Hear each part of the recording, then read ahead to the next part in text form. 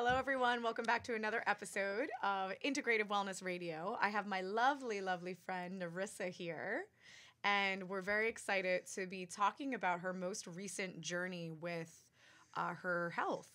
And I'm really excited about this because just being friends with Nerissa and having some, side conversations, she's just said some things that I think have been really impactful for me, but in addition to really just having her, explain her journey and how she really didn't just find an expert or, find, a facility to help her through her health journey. It was really about a lot of self-exploration and mindset shift and habit change. And I think this is just such important information for people to understand that when you're trying to reach a health goal, it's not just necessarily about your team or your doctor or, your coach. There is a lot of things that have to shift internally. And with that being said, I would love for her to just kind of tell us a little bit about just what even sparked the start of this whole journey and process. Yeah, so I went through a really big healing crisis, and about 7 years ago, I started getting really heavy outbreaks of eczema all over my body. And the first thing I did was stop eating gluten. And, throughout that time, I'd still have these really big outbreaks. And she's talking full body, really, really significant, like uncomfortable cracking of the skin. I remember you showing me. And be burning. And yeah, on a scale of 1 to 10, it would be a 10. And so I started seeking help from naturopathic doctors in Connecticut. And they started me with some homeopathy that would really help. And APIS was one of those tools I was using at the time. And that would help to some degree, but it wasn't the cure. And then in the last 3 months, it became really profound that I really needed to change everything in my life, starting with how I treat myself. And I think in the past, I would look at things like, oh, I need self-care. I have to go to this facility and receive that. Mm-hmm. And in the more recent, I realized, yes, I still need those people in my life and that care. But I also need to look at myself in a way that I love myself. I need to listen to music that's loving. I need to be around people that are also in a loving way and supporting me throughout this process instead of judgment. My diet has changed tremendously. I've been on a vegan-based diet for over 3 months now. I stopped drinking alcohol. I exercise 5 to 6 days a week. It's really been not just one thing. It's my whole life has changed. And I start it one step at a time. And, I really believe it takes a village to heal. And, I said to you the other night, every one of my friends and my companions in my life is a facilitator. Every single person is some form of therapist, whether that's like a holistic therapist, a Reiki therapist, a crystal therapist, an integrative therapist. Mm-hmm. And, I think all of those threads, it's about weaving this bigger scope in order for me to be whole. Yeah. And I think it's just so significant that, the way you described the process and like almost the evolution that happened in your mind is, you went from a linear approach of let me take the homeopathy, cut out the gluten and hope for the best. And that obviously you saw improvements with it, but there were probably ups and downs and then capping out at a plateau. And I think that is something from a physician standpoint, and especially because my practice has evolved so much over time of becoming more integrative, is a lot of times we are looking at things linear. We're looking at, and this is not because of us, it's because what we're all programmed to think is that there's eventually going to be the one pill, the one homeopathy, the one supplement, the one dietary change that will make the big shift. And when we look at, it as a whole, which you obviously have learned in the past few months, is this is not just about, utilizing some of those tools from a diet supplemental perspective, but this is about making a really significant shift and really cutting out all the toxins, because we can sit here and call gluten a toxin, but there's a lot of people in our lives that are toxins as well. And I think that, I would love for you to expand more on that, because this is something that I personally feel, as a physician who's been doing this for 8 years, this is very often something that is not being acknowledged, number one. Number two is it's very uncomfortable to face. And number three, it's usually the one thing that we will push off, despite how significant it could be for our healing process. I think when I got really real with myself was when I did a 76-hour fast, and I had my first colonic, and I really emptied myself to a point of almost euphoria. Yeah.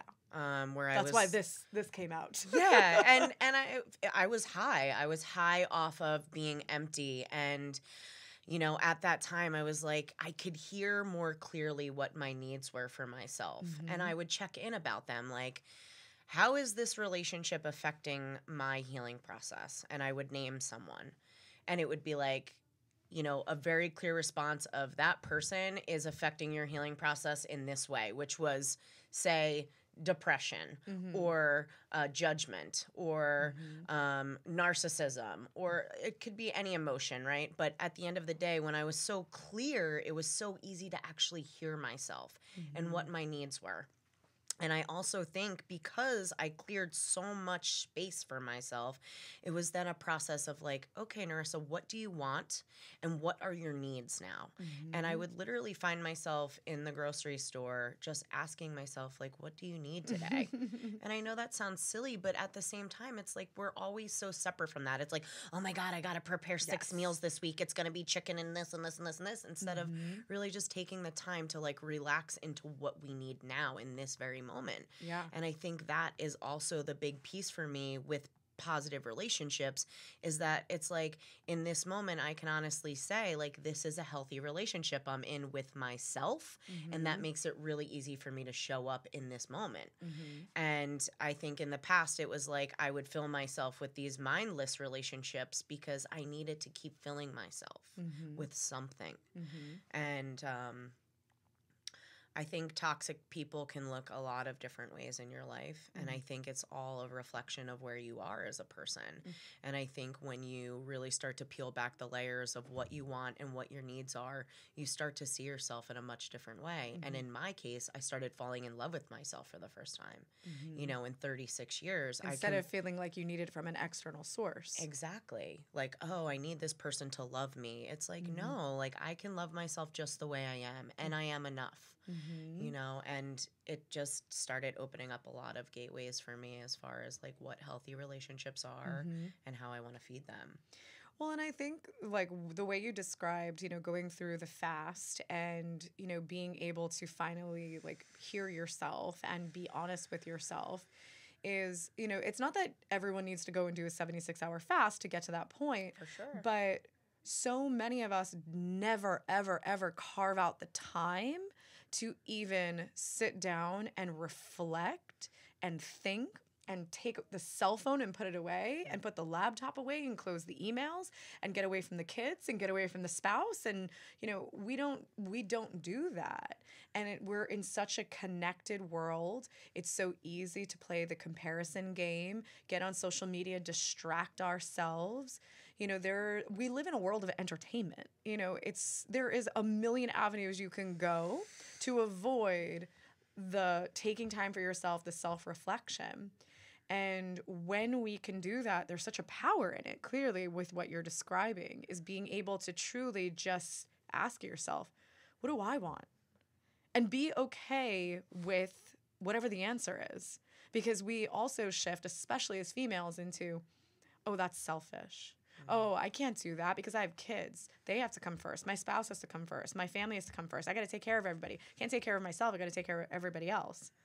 And the interesting thing, it's such a simple concept, but you're on a plane, they're giving you the demo of what to do if something bad happens and the oxygen drops down. And every single time they say you put the oxygen on yourself before you put it on the person next to you. And that's because if you don't care for yourself, there's no possible way that you can show up in the relationships that you obviously hold dear to your heart. You can't show up to those relationships in the way that you hope for if you don't have a good relationship with yourself.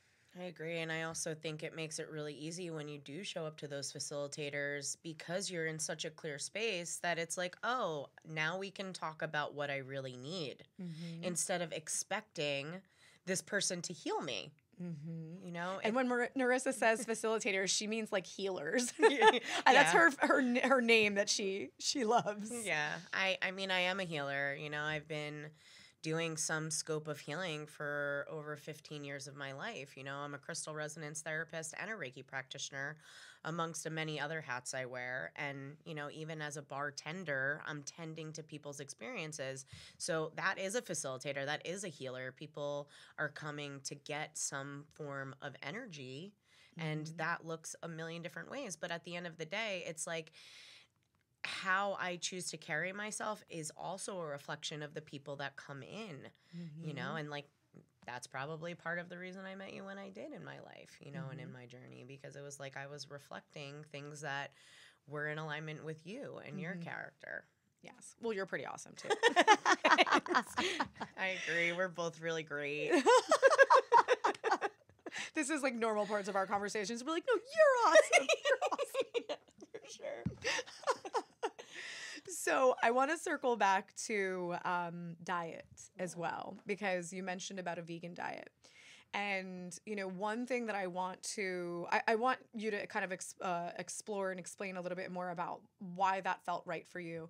But before doing that, my one disclaimer to everyone is that when we talk about diets on this podcast specifically, this is not about the one size fits all. And, for Nerissa, being able to explain to you why going vegan felt really good for her and the reasons and how it nourished her body at that time, it's important to know that diets also should be reflective of where you are. They should be reflective of, I feel like I need to like overload myself with plants right now, and I need to separate myself from animal protein, maybe because I don't feel like I'm digesting it well, or it's not good for where I'm at right now.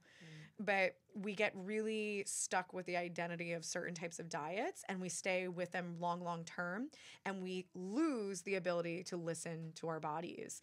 And when you're a vegan and you wake up and you go, man, I am craving a steak, instead of feeling guilty about it because you love animals so dear to your heart, you might be thinking, well, do I have an iron deficiency? And is that the reason why I'm craving this? So I really want to kind of make that disclaimer before we talk about the diet, because I don't want people to walk away thinking the only way that I can be healthy like Nerissa is if I go vegan. For sure. I actually like to call myself a flexitarian. Because that's really more appropriate for me. Like yesterday, I was craving fish, and my brother is a fisherman, and he caught this beautiful fish, and we had fish tacos. So, to say that I'm just a vegan is not true 100%. And I like flexitarian better because it's super appropriate for my life. But yeah, I think everything you said is really true. I think we get really stuck on labels in this society. And I think what I've learned most importantly, a couple things. Meat definitely altered my monthly cycle as far as my moon time, my period, people call it as well. I like to refer to it as my moon time because it's a cycle, and it's really important to be connected with your cycle. And what I've realized, since I don't have poultry and red meat in my diet, I get hardly any cramping now. I suffered from endometriosis, that label, for a really long time in my life. And it's like totally different. So that's really transformed. I'll explain that later, guys. Yeah. I also feel energetically like I'm not weighed down. I feel like I'm getting so many more minerals in my diet now because I'm eating plants 3 or 4 times a day versus meat 3 or 4 times a day. So that's been a big shift. I have an abundance of energy, and my energy is also a lot more consistent throughout the day, whereas before I'd have like really hard drop downs, and then it'd be really hard to get myself back up, where now it's like slow and steady, with a lot more grace.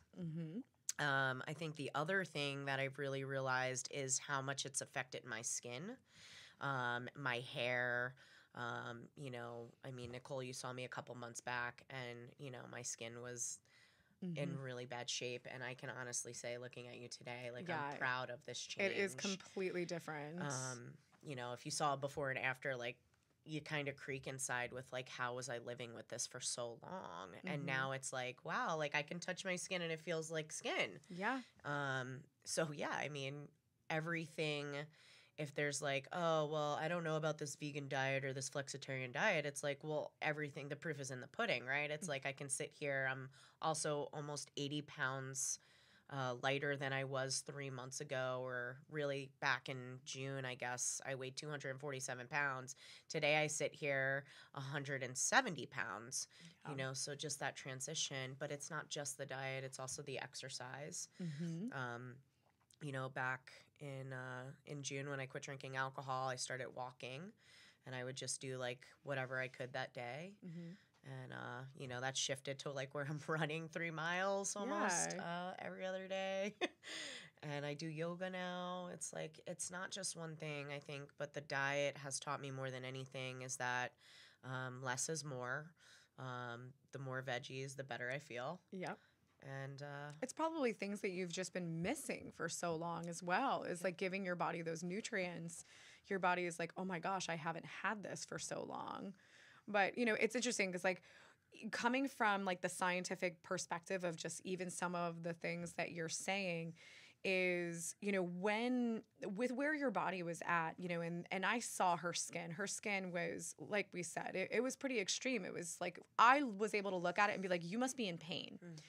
And so there was a lot going on internally that obviously the skin a lot of times is a reflection of what's happening internally.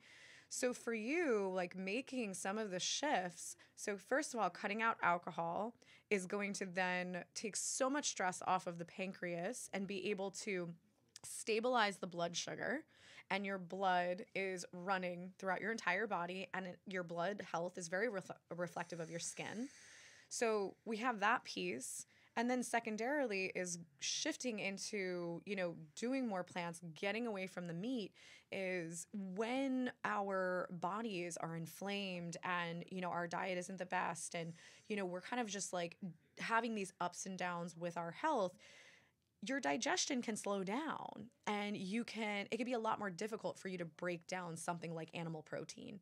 So being able to like give your body that break and give your gut this reset is so significant to then be able to absorb your nutrients better, to digest better, etc. So for you, it's not just like, okay, I'm not looking at you being like, oh, you know, just because you cut out the animal protein, that was like the end all be all. It was because of cutting that out was able to allow this massive reset to so many of your organs.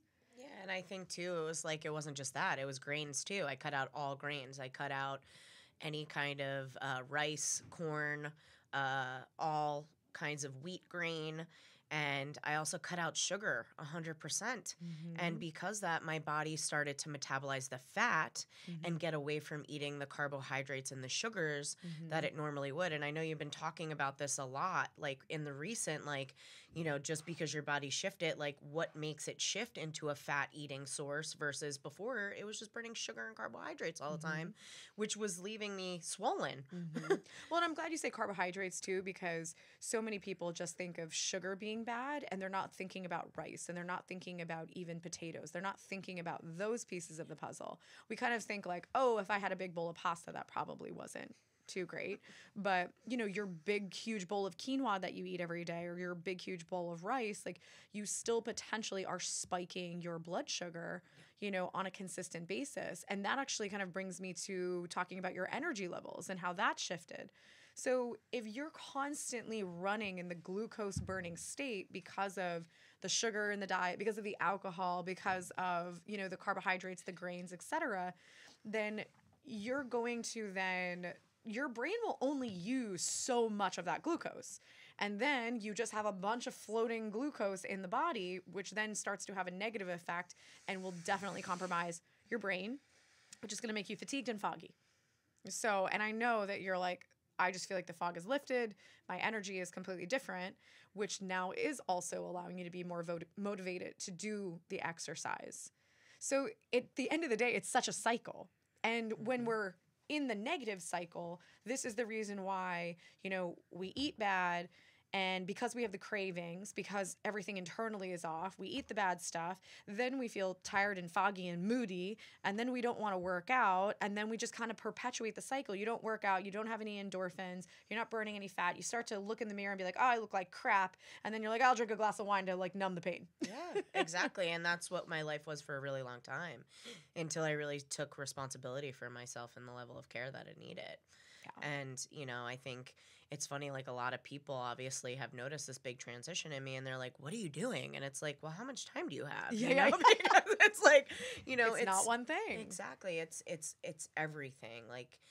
This thing we call life, this journey is I always look at it of puzzle pieces, it's like every person, every interaction aids to some level of success and grace in your life, and also the ultimate process, which is choice.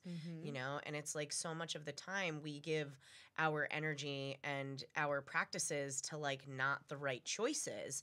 And I also think I had to bump my head on that log for a really long time in order for me to get to this place in my life where I feel the best I've ever felt, and I'm 36 years old. It's and there's this deep calling in me to go into my 40s the healthiest, best version of myself. Because that's the other thing. We rely on healthcare, and it's what is healthcare in this society? It's and it is laughable because it's not real care. I couldn't tell you how many people over this last very small period of time that have went to the doctors for something, and then they got admitted into the emergency room, and some of those people never came out. And it's just a system that's designed to feed them, and we give our power to that over and over again, where it's I am the one empowered right now because I am giving myself those things. And just the transformation that I've seen in you, obviously from a physical standpoint, but the fact that you made a choice. You made a choice to wake up and do things differently, and then stick to that disciplined day to day. That is so much more empowering than just relying on someone else to fix you. And I think that has played a very significant role in the sustainability for you. You were not let me do the Weight Watchers and kind of put it in their hands, and then, I'm going to stop doing that. I didn't really learn anything. I didn't shift any of my behaviors. And, now I'm going to go back to where I was. This was a very empowering course of action that you have taken. And that's why we're doing this right now. I did not bring Nerissa on here because I fixed her. And I think that this is just so significant because Integrative Wellness Group is amazing, and we do amazing things on a day-to-day basis. But the point is that I can't fix you unless you're going to play an active role in that. It takes so much work on an individual basis to shift how you think about your health. When I have those patients that are sitting there thinking that I'm trying to torture them because I told them not to eat gluten, and, and then I told them to cut back on the alcohol, and they think that I'm trying to maliciously ruin their lives. And I'm like, well, if that's where the mindset is that you want to be fixed and you want to be in perfect health, but you still want to indulge on eating out every single meal and having a bottle of wine every night, that's just not how it works. It doesn't equate to a healthy lifestyle. So for us to kind of be in this relationship together, and you put all of it on me as the physician and say, no, doc, I'm going to keep doing my thing, but you got to fix me. not really how it works. I'm not saying that there's not balance. I'm not saying that it's not about, you'll be able to go out to dinner with your friends and you'll be able to have a glass of wine, but, there is a mindset shift that has to happen in order for you to truly be successful with your health and also to create sustainability. I agree 100%. I feel like, too, for me, it was a readiness. It was like, wow, I have all these tools. Now what do I do with them? And I have all these great people that are trying to help me. And it's like, now it's my time to like take everything that I've learned and actually put it into work. And, there was just, like I said, a deep readiness in me to want to change and want to grow in a different way. And I think the other piece for me too is like, I think we all struggle from addictive behaviors in our society. And, that can look like a million different things. It could look like television addiction. Yes. It could look like our cyber world cell phone magic wand addiction. It could look like pornographic addiction. It could look like a mocha latte. That's for me. Yeah. Food. I mean, it's endless, right? The amount of addictions we all have. And I think when I laid down alcohol, not to say like, maybe I was addicted, or we'll just say I was, right? Like, we'll just get real frank. I was addicted to alcohol to some degree. And when I laid that down, it was like, now what am I going to fill this time with? Because alcohol is a medicine. Yeah. And that's the other thing. When we lay these things down, these old habits or these old parts of ourselves, it's really important for us to refill that with something new. Yes. We can't expect result and leave that laying on the ground and not re-up with something. And that's the other thing is like, I let go of alcohol. And like I said to you, I started walking just like 1 or 2 days a week, and then now it's like, 5 or 6 days a week I'm exercising and walking. Yeah. And, I think that's the other thing. Like, we forget how precious time is. And, it's funny, like my best friend, who's also my business partner, which, we did a workshop at the Integrative Wellness Center, a crystal workshop over the whenever that was, summer. She said to me, I totally lost my train of thought there, so I'm just gonna... Like, where was I going with that? What was I saying before that? We were just talking about the addictive behaviors, which I do have a comment about. So okay. Yeah.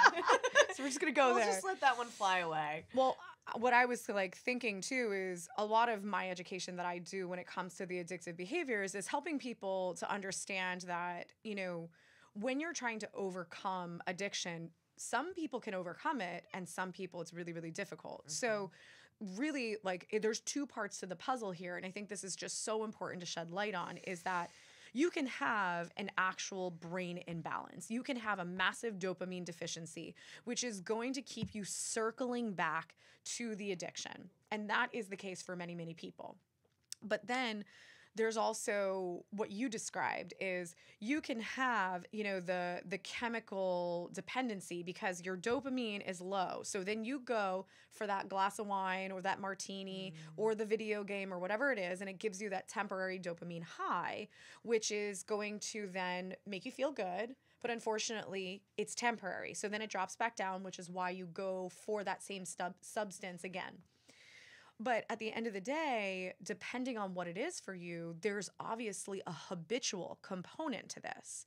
So when it comes to filling the void or filling the time that is now opened up, that is so, so significant, because if you want to use like alcohol as an example, a lot of times like the feedback I will get is, well, it's not necessarily about the wine or the drink.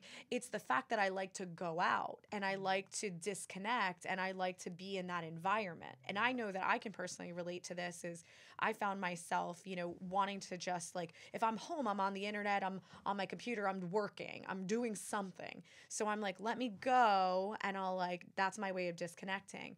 So there's definitely a habitual part of this. So it's like, if you're going to try to control the addiction, it's like, okay, we got to consider, do we need to support a chemical imbalance, a neurotransmitter imbalance? And then once the time is opened up, what are you going to do differently? Because if you don't figure that out, you're not going to be successful. And I think that's just so, so significant that you were able to be like, okay, well, I have time opened up now because I'm not, wasting time drinking or being hungover. Yeah. So, I'm going to fill this with something that's good for me. And that's part of it too. It's like I realized how much money I was saving not going out 4 or 5 nights a week, you know, or going out and having 4 or 5 drinks a night. You know, it's like, wow, that's a lot of money I get to save. And I put that towards like the colonics and coming and get a spa treatment at your integrative wellness center. And like, you know, I started getting more care in other ways that I typically wouldn't. And I was also like, wow, I could really afford to eat organic now, you know, every day. You know, I found myself like wanting to go to the grocery store, whereas before it'd be like, you know, I'd buy a bunch of stuff in the beginning of the week and it would go bad in the fridge because I'd go out to eat. And it's just like, it's so big. It's such a big scope when we think of care. And But what you're saying is so relatable to so many people. yeah, It's so, so relatable. And, you know, because we have so much access to so many different things, and this is not about like one change. It was, you just shifted how you thought about all of it. And what's really cool is that it also started to become a little bit of a natural evolution. Is like you started to ask your body more of what it needed. Then you started to be more empowered to go to the grocery store. Then you were more empowered to like, well, I bought all these great things, I might as well make them. And it cut down on the eating out, which, you know, as much as we want to like make those healthy choices when we eat out, like I had a woman, this is years ago, and I remember she was talking to me about her struggle with weight loss. And I was like, well, what are you eating? She's like, well, I eat grilled chicken on a salad, like for lunch. And, you know, I have a smoothie in the morning. And, you know, she like on paper was doing all of these really, really great things. So I took it a step further and I was like, okay. I was like, well, where, you know, are you making this stuff yourself? Where are you getting it? What's the quality like? And she pretty much disclosed that she was getting a smoothie from like Dunkin' Donuts, which is pretty much God knows how much sugar is in it. It's got to be at least 60 grams of sugar. So smoothie sounds good, but depending on where you're getting it and what's in it, different story. And then her grilled chicken salad was actually from a pub. So we know that chicken ain't organic. Secondarily, we also know that the lettuce is covered in pesticides, which now we are up to 262 chemicals on our produce. And then we also, and I worked in the restaurant industry, so I do know all these things. But the dressing, you can get your vinaigrette, but your vinaigrette, chances are, high probability there's MSG in it, which is toxic. So on paper, your grilled chicken salad was really great, but the quality of it was crap. And majority of the components of that salad was all inflammatory. So like these are the things that are not necessarily on our radar when we think, oh, I eat out, but I make healthy choices. So, and I think there is something therapeutic about even making our own food and actively nourishing our own bodies. I agree. I feel so much more connected to it. And I'm also excited to like get in the kitchen. And like I also love the piece that you said about like really being authentic about this shift and the evolutionary process, because I put zero pressure on myself, where in the past my old self would be like, oh my God, you have to do the diet and the exercise and you have to do all these things. And I would wilt into a flower and not get any of those things done or accomplished. Where this time it was like, oh, I think I can get out into the world today and go for a walk.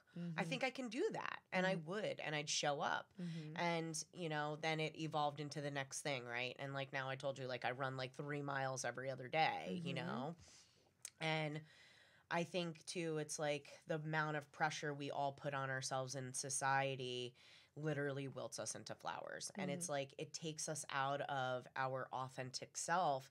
And also like, this is who I am. You know, we're always trying to be something we're not because we're comparing ourselves to everything around us.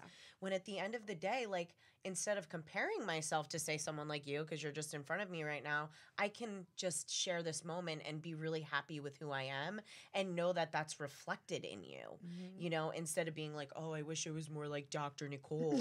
You know, I really wish. Don't? Yeah. Well, yes, there is part of truth in that. But like, you know what I'm saying, in the sense that it's like that's more judgment and ego based instead of just being really true to your heart and being like, wow, this is amazing. I get to spend this time with her and I get to be educated and I get to help educate other people.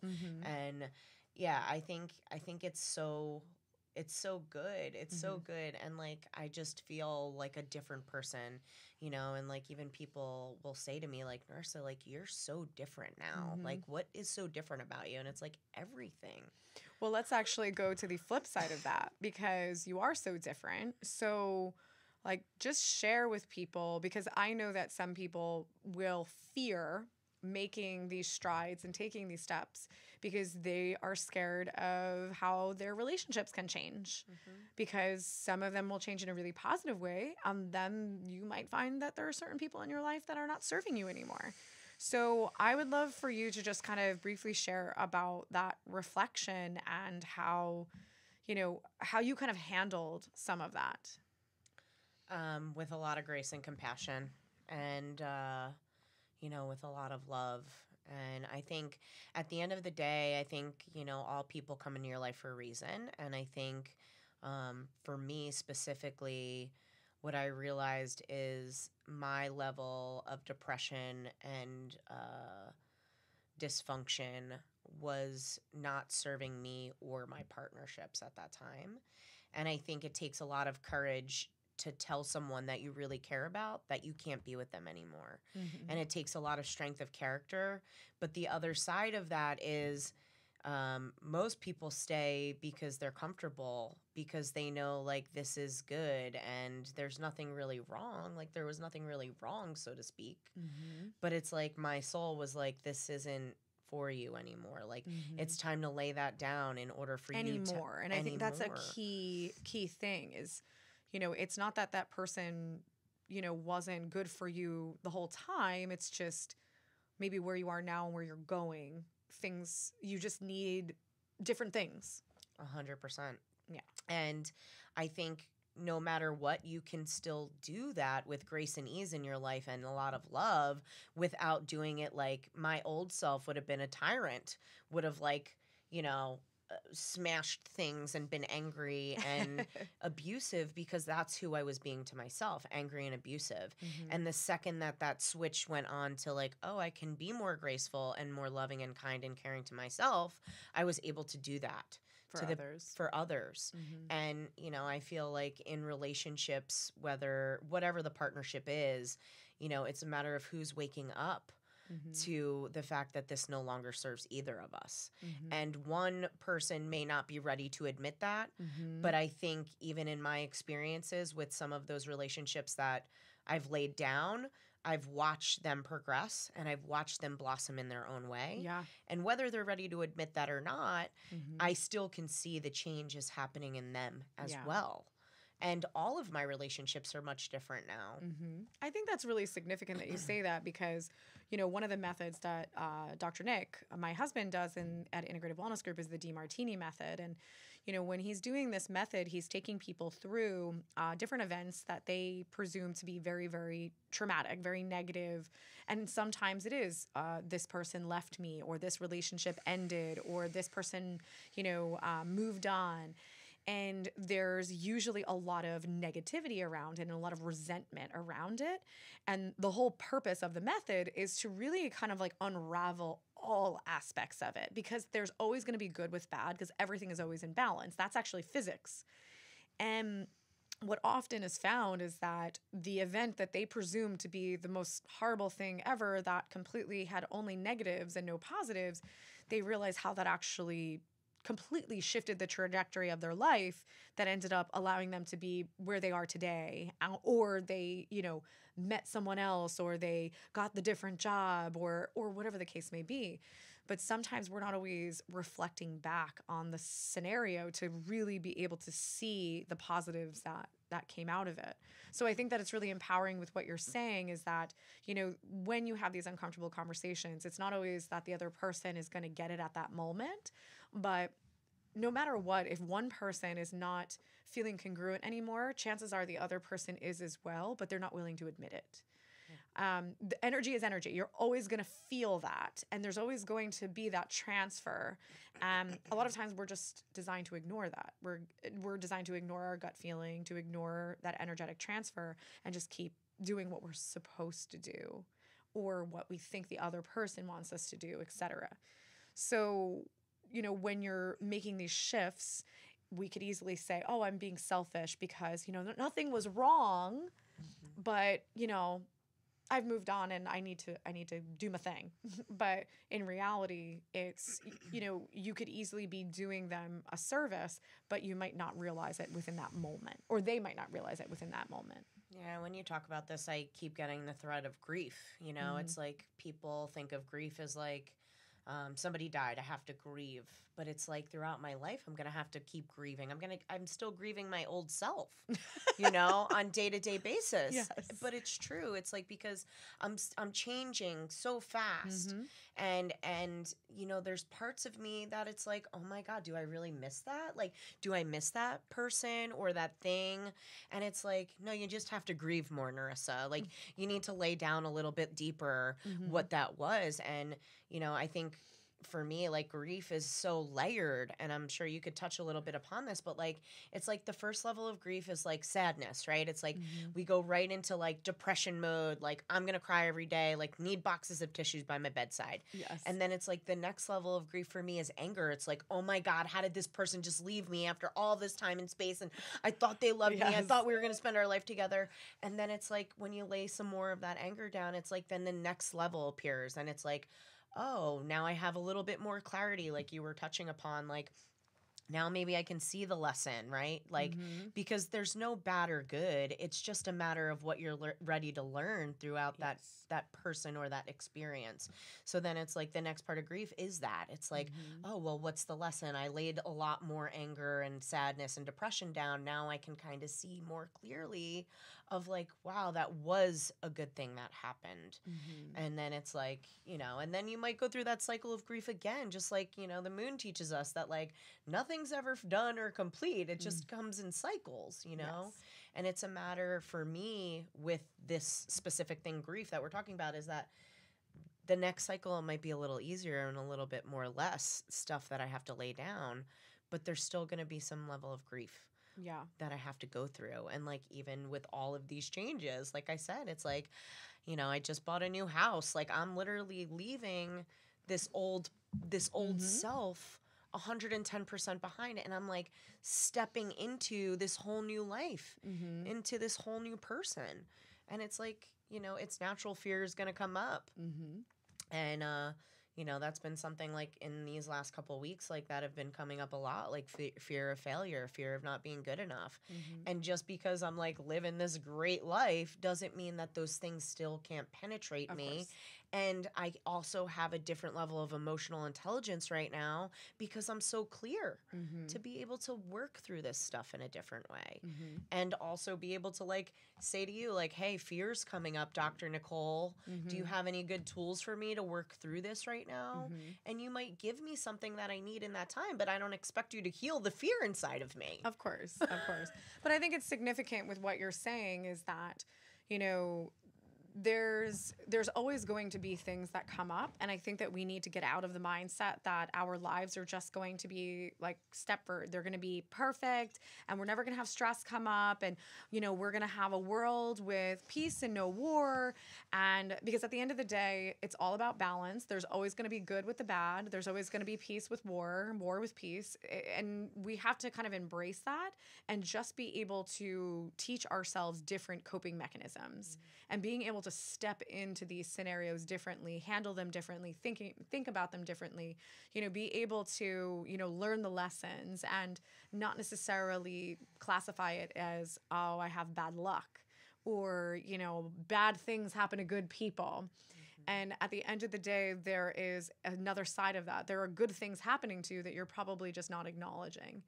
So at the end of the day, it is all about balance, and it is really about just shifting the mindset, shifting how you look at things, shifting how you show up in your life, in your relationships, etc. And I think that you are, such a great example of all of this, and hence why I wanted you to be part of this. And again, for those of you, that maybe missed it early on, like, Nerissa was not necessarily just solely working with IWG. And, I wanted to bring her on to talk about her amazing testimonial to us. This was really about helping to open your eyes that it starts with you. It starts with your choice. It starts with your action. You cannot just hand the baton to some physician, hand the baton to some other practitioner and say, you fix me. Because that's just not how it works. It's never how it worked. Well, and it's funny being a facilitator. I'm like, I don't think I'm the right fit for you. Like, because we all have the power as facilitators to be like, nope, I don't think maybe I'm the right facilitator for you, because what you're looking for isn't what I'm going to give you, because I can't give everything to you. And I think that's really empowering for me in my own practices, is that like I can say no to anybody I don't want to work with as well. And I think, there's a seat for every butt in the world for a reason. And that person might need a different kind of facilitator than I am. 100%. And that's totally okay, you know? And I might be able to refer them to somebody really great.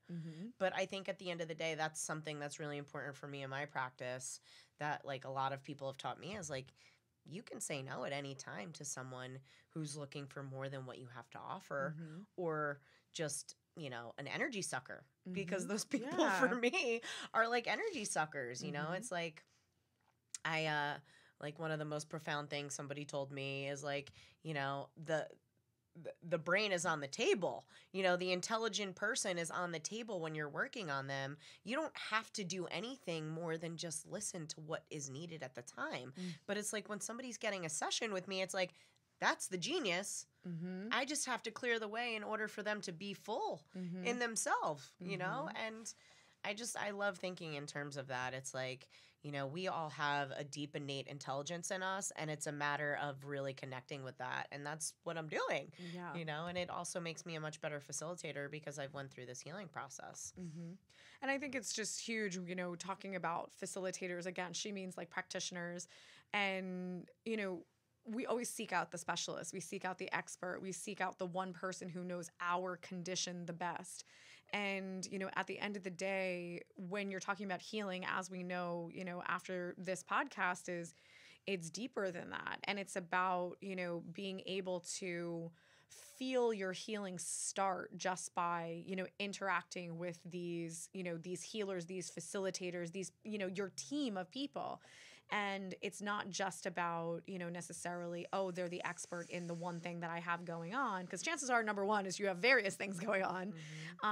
And, it's your healing process is not just dictated on science. It's dictated by your mindset. So psychology, energy, physics, all of those things are really, really significant. Hence why, we have embraced an integrative mindset. It's not about one thing. It's about the diet and the exercise and the mindset and the habit change and all of these wonderful things that you have depicted here today. So I thank you so much. Thank you. And it's been an amazing journey for you. And I can't wait to see where you are even in a couple of more weeks. I know. So we really, really appreciate your insight. I think this is something that so many people can relate to. And it really just, the goal is to empower all of you that are listening to just understand that it starts with you, and it starts with your choice to really start making those strides to be your better self. I couldn't agree more. All right, everyone. Thank you so much. Until next time.